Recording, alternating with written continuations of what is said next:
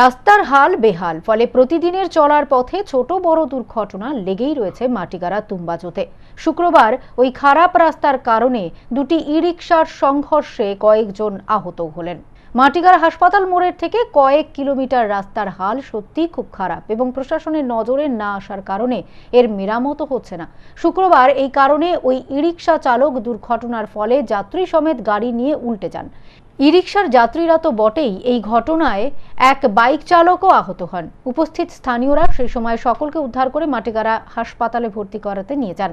আহত বাইক চালক প্রমোদ কুমার গুপ্তা জানালেন, আমি ওদিক থেকে আরাম মতন আসতেছি, এখানটা এত বড় গর্ত আছে, টোটো দারু খায় আছে নাকি, পুরা স্পিডে টার্নিং নিল, ধুম করে উল্টায় পড়ে গেল আমার গায়ে। পিছন দিয়ে আরেকটা টোটো আসতেছে, ও আমার গায়ে উল্টায় গেল, পুরা পায়ে ব্যথা পাইলাম। দুজন মহিলা ছিল ওই যে বসে আছে, ওনারাও হচ্ছিল ইনজার হয়েছে।